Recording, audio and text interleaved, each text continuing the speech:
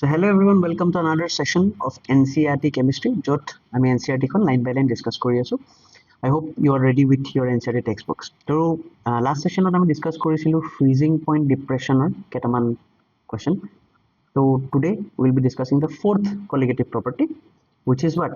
Which is osmotic pressure. So it is a 4 number colligative property. Osmosis আৰু osmotic pressure. First আমি জানিব লাগিব osmosis কাক কয়? কাক কয়? Flow from low concentration মন ৰাখিবা to high concentration. বেছিভাগ ষ্টুডেন্টে হাই টু লো বুলি কৈ দিয়ে, হাই টু লোটোক আমি ডিফিউজন বুলি কওঁ. তো low concentration to high concentration through a semi permeable membrane. Okay, মন ৰাখিবা, through a semi permeable membrane. Semi permeable membrane মানে কি? এনেকুৱা এখন membrane য'ত এনেকে ফুটা আছে. Okay, so that it can pass. So this is semi permeable membrane. ঠিক আছে, কিন্তু আমাৰ ক্ষেত্ৰত এটা কি হ'ব স্যাৰ? আমাৰ ক্ষেত্ৰত simply এই ড্ৰয়িংটোত ফোকাস কৰা. আমাৰ ক্ষেত্ৰত কি হ'ব? This is the semi, ইয়াতে চোৱা, ইয়াতে এনেকে ডটেড আছে, এনেকে ফুটা আছে. This is the semi permeable membrane. Okay, ভিতৰত আছে সলিউশন, বাহিৰত আছে সলভেন্ট. তো সলভেন্ট মানে হৈছে মন ৰাখিবা লো কনসেন্ট্ৰেশন, সলিউশন মানে হৈছে হাই কনসেন্ট্ৰেশন. গতিকে ফ্লোটো ক'ৰ পৰা ক'লৈকে হ'ব? আমি কি কৈছো লোৰ পৰা হাই. তো আমাৰ কাৰণে অসমোসিস কি হ'ব? আমাৰ কাৰণে অসমোসিস হ'ব, it is the flow of কি? Flow of solvent. তাৰ মানে যোনটো মেইন, কাৰণ লো কনসেন্ট্ৰেশন টু হাই কনসেন্ট্ৰেশন হৈ আছে আৰু লোড কি আছে? সলভেন্ট আছে. তো flow of solvent from the solvent side to the কোনটো side? Solution side. To the solution side through a semi-permeable membrane. এটা আমি সবে মন ৰাখিব লাগিব. Solventor পৰা solution. Remember this, very important. From solvent to solution side through a semi-permeable membrane. তো ইয়াতে সেই ড্ৰয়িংটোকে আমাক দিছে. So look at the definition over here. This one. If only solvent molecules can pass through semi-permeable membrane, তেনেহলে কি হ'ব? The solvent molecules will flow through the membrane from pure solvent to solution side. দেখিলা? ক'ৰ পৰা ক'লৈকে? Again, solvent sideৰ পৰা solution sideলৈকে. আৰু এটোকে আমি osmosis বুলি কৈছো. তো গতিকে osmosis আমি বুজি পালো. তো osmotic pressure টো কি হয়? Osmotic pressure টো কি হয়? Osmotic pressure হৈছে the pressure that stops osmosis is called the osmotic pressure. তো এটা pressure দিব লাগিব যোনে osmosis-ক stop কৰিব, সেইটোকে আমি osmotic pressure বুলি কম. Okay, so this might get a little bit confusing. তো এটা কাম কৰো, মই তোমালোকক অকমান বেলেগ ডায়াগ্ৰাম এটা দি মই বুজাবলৈ ট্ৰাই কৰো. ঠিক আছে? তো স্যাৰ, suppose মোৰ তাত এনেকে এটা ট্যাঙ্ক এটা মই বনাইছো, এনেকুৱা ট্যাঙ্ক এটা মই বনাইছো. ওকে, এই ট্যাঙ্কটোত ইয়াতে আছে semi permeable membrane. This is my semi permeable membrane. এইফালে মই লৈ ললো সলভেন্ট নে সলিউশন লওঁ, এইফালে সলভেন্টে লৈ লওঁ, আৰু এইফালে মই সলিউশন লৈ লৈছো. ঠিক আছে? তো তোমালোকে কি মন ৰাখিবা? মই কৈছিলো নহয়, সলভেন্টটো হৈছে লো কনসেন্ট্ৰেশন, মন ৰাখিবা. সলিউশনটো হৈছে হাই কনসেন্ট্ৰেশন. ঠিক আছে? আৰু এইটো হৈ গ'ল সেমি পারমিয়েবল মেমব্রেন. এতিয়া কি হ'ব? অসমোসিস মানে আমি কি বুলি কৈছো? that flow from low to high নে high to low? The flow from low to high. Osmosis মানে কি?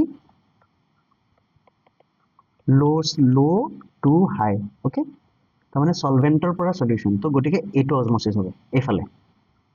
এইফালে কি হ'ব? এইফালে আমাৰ অসমোসিস হ'ব. ওকে, এতিয়া কি হ'ব স্যাৰ? অসমোসিস যে হ'ব, এইফালে যদি মোৰ সলভেন্ট আছে, ওকে, ইয়াতে মোৰ সলভেন্ট আছে, ইয়াতে মোৰ যদি সলিউশন আছে, এটা কি হৈ গ'ল? ইয়াতে যদি মোৰ সলভেন্ট আছে, ইয়াতে যদি মোৰ সলিউশন আছে, তো নিজে নিজে ফ্লো হৈ থাকিব. এটা সময়তো ব্যালেন্স হৈ যাব ন, এইটো সাইড আৰু এইটো সাইড ব্যালেন্স হৈ যাব. তো তেতিয়া আমাৰ কি হ'ব? এইফালেও এটমস্ফেৰিক প্ৰেসাৰ আহি যাব আৰু এইফালেও আহি যাব এটমস্ফেৰিক প্ৰেসাৰ. বুজি পালা? তো যেতিয়া দুইফালে এটমস্ফেৰিক প্ৰেসাৰ আছে, তাক আমি ইকুইলিব্ৰিয়াম বুলি কম. ঠিক আছে? তো অসমোসিস হ'ব, অসমোসিস হৈ পেলাই ইকুইলিব্ৰিয়াম পাব. ইকুইলিব্ৰিয়াম মানে কি ব্যালেন্স ইকুইলিব্ৰিয়াম কেতিয়া পাব যেতিয়া প্ৰেছাৰটো হৈ যাব এটমস্ফেৰিক প্ৰেছাৰ তো ফাৰ্স্ট কথাটো মন ৰাখিবা ইকুইলিব্ৰিয়াম হ'ব এটমস্ফেৰিক প্ৰেছাৰ এতিয়া তুমি চোৱা যেহেতু ফ্লোটো এইটো সাইডে আছে হয়নে ফ্লোটো এইফালে আছে সলিউশনৰ ফালে তো মই যদি সলিউশনৰ ফালে অকমান যদি প্ৰেছাৰ বেছিকে দি দিওঁ তাৰমানে এতিয়া কি কৰিম মই এতিয়া ইয়াতে এটিএম নহয় এটিএমতকে বেছি দিম ফাৰ্স্ট ক্ৰেছ আছিলে এটিএম প্ৰথম আছিলে এটিএম সেকেন্ডত মই এটা কি কৰিম নেক্সটত মই ইয়াতে এটিএমতকে বেছি প্ৰেছাৰ দিম তাৰমানে আই উইল গিভ আ প্ৰেছাৰ যোনটো এটিএমতকে বেছি আছে তো let's say pressure of ATM এটো থাকিব প্লাস অকমান বেছি প্ৰেছাৰ আছে পাই ঠিক আছে তো এতিয়া কি হ'ব এই যে অকমান যে বেছি প্ৰেছাৰটো যে দিছো এটোকে অজমটিক প্ৰেছাৰ বুলি কয় তো সেকেন্ড ক্ৰাইটেৰিয়া ইজ পাই ওকে আৰু পাইটো আমি কোন সাইডে দিছো আমি সলিউশন সাইডে দিছো তো পাই অন দ্য সলিউশন সাইড এই সলিউশন সাইডে দিলে কি হ'ব সলিউশন সাইডে দিলে অজমোসিসটো স্টপ হৈ যাব অজমোসিস স্টপ হৈ যাব পাইছনে আমি বুজি অজমোসিস স্টপ হৈ যাব আৰু সেইটোকে অজমটিক প্ৰেছাৰ বুলি কয় গতিকে পাই ইয়াকে কোৱা হয় অজমটিক প্ৰেছাৰ ইয়াকে কোৱা হয় অজমটিক pressure so what is osmotic pressure it is the pressure applied on which side applied on the solution side which stops osmosis okay which stops osmosis I hope তোমালোকে নোটবোৰ বনাই আছে I hope নোট বনাই আছে দেই which stops osmosis কোনফালে দিছো আমি কোনফালে দিছো আমি এইটো সাইডে দি আছো বুজি পালা তাৰ এইটো অজমোসিস ৰখাই দিব থাৰ্ড কেছটো কি হ'ব থাৰ্ড কেছটো হ'ব মই এটা প্ৰেছাৰ দিম which will be external pressure দি আছো তো মই which will be greater than pi তেতিয়া কি হ'ব কোৱাচোন so the third case is there is a external pressure which is greater than pi pi কে বেছি প্ৰেছাৰ তেতিয়া কি হ'ব কোৱা বেছি তাৰ মানে এফালে এতিয়া মই এফালে বেছি প্ৰেছাৰ দিছো বেছি প্ৰেছাৰ দিলে কি হ'ব মুভমেন্টটো উল্টি যাব এফালে উল্টি যাব তাক আমি কওঁ ৰিভাৰ্স অজমোসিস ওকে তো যদি কি কৈ আছিলো অলৰাইট তো যদি এক্সটাৰ্নাল প্ৰেছাৰটো পাইতকে বেছি হয় on the same side solution side টা মানে এটো সলিউশন সাইডতে হ'ব তেতিয়া কি হ'ব যেতিয়া অজমোসিস ৰিভাৰ্স হৈ যায় বা সিম্পলি ৰিভাৰ্স অজমোসিসে লিখিব পাৰো তেতিয়া হ'ব ৰিভাৰ্স অজমোসিস আই হোপ আমি বুজি পাইছো এইখিনি ওকে তো অজমোসিস হ'ব লো টু হাই পাই হ'ব অজমটিক প্ৰেছাৰ যোনটোৱে অজমোসিস ৰখাব and it is applied on the solution side আৰু যদি এটা মই এক্সটাৰ্নাল প্ৰেছাৰ দিওঁ which is greater than pi তেনেহলে আমি দেখিবলৈ পাওঁ ৰিভাৰ্স অজমোসিস আৰু ৰিভাৰ্স অজমোসিস কাক কয় কোন ফালৰ পৰা কোন ফালে উল্টা হ'ব ন তো মানে কি তাৰমানে সলিউশনৰ ফালৰ পৰা সলভেন্ট সাইডলৈকে যাব এটো হৈছে ৰিভাৰ্স অজমোসিস আৰু সবতে কিন্তু এসপিএম থাকিবই লাগিব দেই এসপিএম নহলে এইটো প্ৰসেস নহয় তো তোমালোকে অজমোসিস অজমটিক প্ৰেছাৰ আৰু ৰিভাৰ্স অজমোসিস আই হোপ বুজি পাইছা ঠিক আছে তো ইয়াতে সেইখিনি কথাই কৈছে you can see this drawing right তো ইয়াতে চোৱা এটো হৈছে এসপিএম হয়নে এটো সাইড সলিউশন তো সলিউশন সাইড মানে হৈছে কি আৰু সলভেন্ট সাইড মানে কি সলিউশন সাইড মানে হাই কনসেন্ট্রেশন সলভেন্ট সাইড মানে লো কনসেন্ট্রেশন আমি পাই দিছো যে পাই হৈছে অজমটিক প্ৰেছাৰ ওকে পাই হৈছে অজমটিক প্ৰেছাৰ ঠিক আছে তো এইটো হৈছে আমাৰ থিওৰি তো এতিয়া ইয়াৰ পৰা আমি প্ৰ্যাকটিক্যালি ফৰ্মুলা দুটামান পাম তো ফৰ্মুলা কেইটা চাই লওঁ এক্সপেৰিমেন্টালি পোৱা গৈছে যে পাই ইজ প্ৰপোৰ্শনেল টু CRT ঠিক আছে it has been found out experimentally যে পাই ইজ ইকুৱেল টু CRT আৰু হেতুকে আমি ডিৰাইভ কৰি এটুলৈকে নিব পাৰো তো লেটস সি কেনেকৈ নিছো কি পোৱা গৈছে যে it has been found that pi is equal to concentration RT remember C মানে হৈছে concentration হয়নে concentration মানে এটো মোলাৰিটি এটো C বুলি কয় তাৰমানে concentration মানে কি এটো মোলাৰিটি বুলিও আমি কওঁ তো ইয়াক আমি CO লিখিব পাৰো ইয়াক আমি MO লিখিব পাৰো হয়নে আৰু this is equal to what number of moles of solute by volume হয় নহয় number of moles of solid by volume এফালে r হৈছে গ্যাস কনস্ট্যান্ট আৰু ইয়াতে আমি কি ভ্যালু ইউজ কৰিম 0.082 litre atmosphere per Kelvin per mole litre atmosphere per Kelvin per mole T to temperature হয় T হৈছে temperature আৰু এইটো সদায় in Kelvin থাকিব got it তো এতিয়া যদি মই এই ফৰ্মুলাটো ইয়াত পাতি দিও এটো কি হৈ যাব this will be equal to number of moles by volume RT number of moles আমি জানো given mass by molar mass এফালে V আহি গল এফালে R আহি গল এফালে T আহি গল তো this is pi তো এটো এটা ফৰ্মুলা আৰু আমি বাৰবাৰ কি ক্যালকুলেট কৰি আছো আমি ক্যালকুলেট কৰি আছো কি molar mass of the solid তো therefore m2 will be equal to what w2 into r into t divided by pi into v this one তো আমি চাৰিটা মেথড দিয়ে মোলাৰ মাস ক্যালকুলেট কৰিছো আৰু ইয়াৰ ভিতৰত এই মেথডটো যোনটো আছে অজমটিক প্ৰেছাৰ মেথড এটো সবতছে প্ৰেফাৰ্ড হয় ইয়াতে লিখা আছে this one এটো ফৰ্মুলা আছে m2 equal to w2rt by pi v আমি মাত্ৰ এটো ডেৰাইভ কৰিলো হয়নে w2rt by pi v this one w2rt by pi v ইয়াতে কি লিখা আছে সো এটা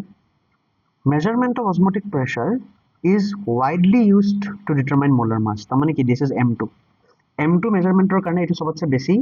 ব্যৱহাৰ হয় ওকে protein polymer এবোৰ সবৰ কাৰণে osmotic pressure method is the most commonly used কিয় কাৰণটো দিছে সো ইয়াতে it has some advantages কি advantages আছে maximum observations আমি সব room temperature তে কৰো এটা ডাঙৰ এটা তাৰমানে কি তাৰমানে ইয়াতে no heating boiling কৰিব দৰকাৰ নাই no cooling কৰিব দৰকাৰ নাই আমি আৰামছে room temperature ত কৰি আছো তো এটা এটা ডাঙৰ advantage okay no heating no cooling room temperature তে কৰি আছো ঠিক আছে আৰু ইয়াৰ যোনবোৰ আমি ভ্যালু পাম that value is quite good it is large enough the value is good তো সেই কাৰণে মেজাৰ কৰিবলৈ আমাৰ খুবে ভাল হয় এৰ মেইনলি কিহৰ কাৰণে ইউজ আমি কলো কি biomolecules proteins nutrients micronutrients carbohydrates enzymes এবোৰৰ কাৰণে এটো বস্তু ইউজ হ'ব ঠিক আছে so this is our let's say it's a basic theory okay এটা ইয়াৰ ওপৰত আমাক আৰু আমি দুটা তিনটা মান কনসেপ্ট ইয়াতে আমি চাব লাগে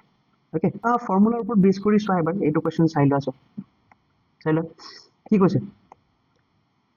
ইমান সেন্টিমিটার কিউব মানে দিছে ভলিউম ঠিক আছে তোমালোকে জানিব লাগিব যে 1 centimetre cube is equal to 1 ml তো 1000 centimetre cube is equal to 1 litre তো এটা তোমালোকে মন ৰাখিব লাগিব 1000 centimetre cube is equal to 1 litre okay 1000 centimetre cube is equal to 1 litre তো হেকানে সন লিটাৰত আগতে কনভাৰ্ট কৰি লৈছে তো কেনেকৈ কনভাৰ্ট কৰিছে তাৰ মানে 1 centimetre cube is equal to 10 to the power minus 3 liter simple ঠিক আছে 10 to the power minus 3 liter তো এটা ভলিউম দিয়া আছে contains ইমান গ্রাম of the protein correct ইমান গ্রাম of the protein তো 1.26 gram this is given mass of the solute osmotic pressure of 300 kelvin এটা হৈ গল temperature এটা osmotic pressure দিয়া আছে pi দিয়া আছে তোমাক ক্যালকুলেট মোলার মাস তোমাক m2 ওলাব দিছে simple তো আমার ফর্মুলা কি আছিল আমার ফর্মুলা আছিল যে m2 is equal to কি আছিল w2rt by pi v w2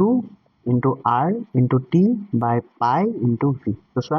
w2 দিয়া আছে r আমি জানো r এর ভ্যালু এটো 0.083 লিটার বার মোল per kelvin আচ্ছা এটো 12 ত আছে ন মই atm ত দিছো ঠিক অলমোস্ট একে হয়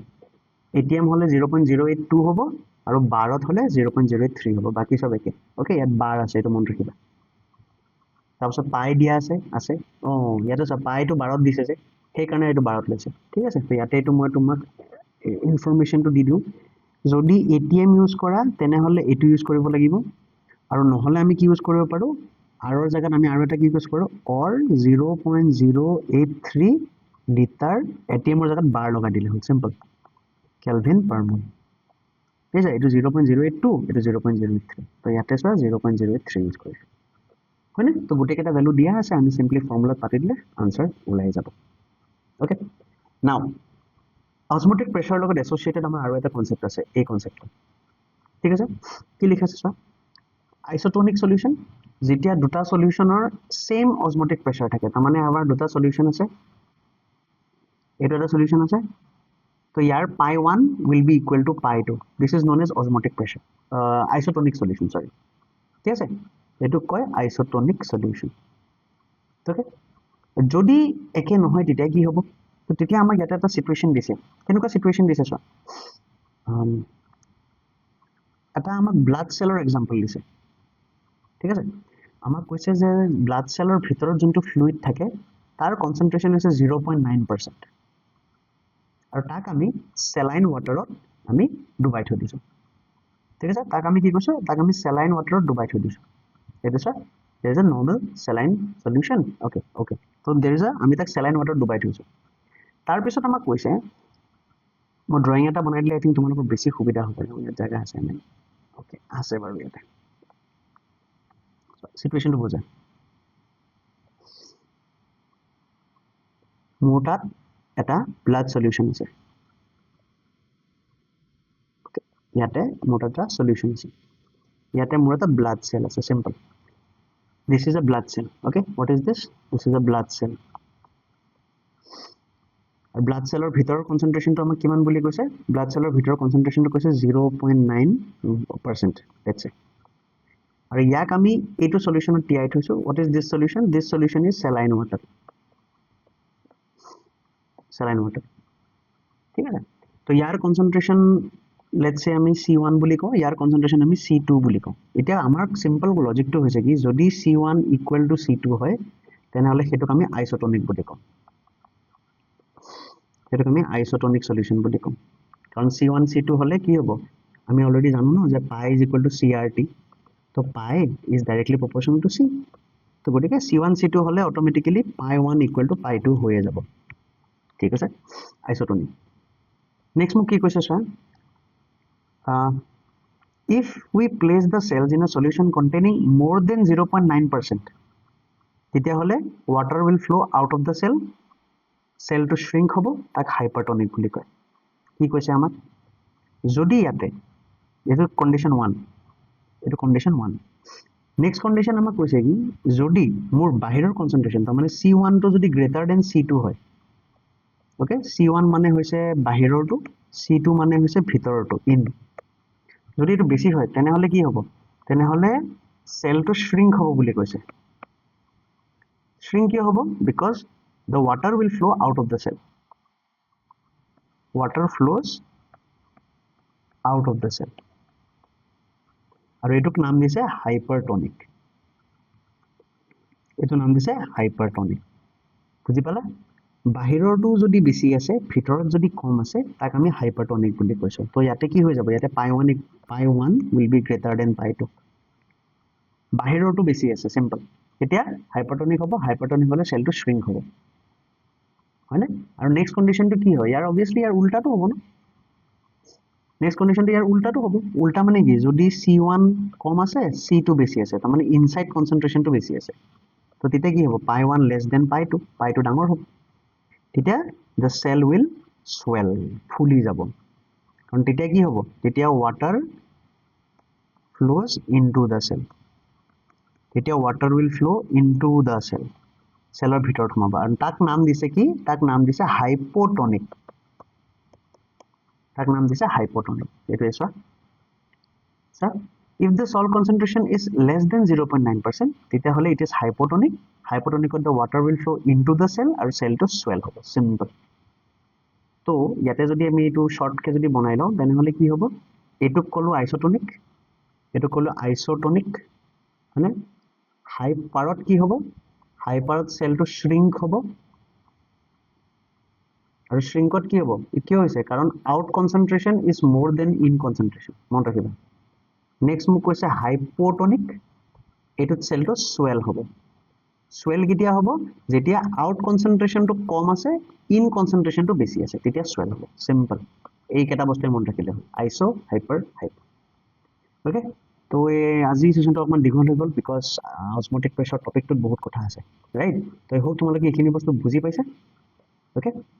and let me know in the comment section যদি কিবা ডাউট আছে বাকি অকমান ৰিডিং কৰিলে এই ডেফিনেশনবোৰ পাই যাবা যেনেকৈ এই অসমোসিছৰ কাৰণে কি হয় সল্ট বেছি যদি নিমখীয়া বস্তু খোৱা বেছি মিঠা বস্তু খোৱা তোমাৰ বডিৰ ৱাটাৰত কি হয় কনচেন্ট্ৰেচনটো বাঢ়ি যাব আৰু বাঢ়াৰ লগে লগে বিকজ অফ অজমোচিছ swelling হ'ব পাফিনেছ হ'ব তাক এডেমা বুলি কয় তো what is oedema okay direct question হিচাপে এইটো বস্তু পঢ়ি ল'ব ৰিভাৰ্ছ অজমোচিছ মই ডিছকাছ কৰিলোৱে হয়নে ইয়াত চোৱা ৰিভাৰ্ছ অজমোচিছ কি হ'ব চোৱা এইটো সল্ট ৱাটাৰ আছে তো this is the solution side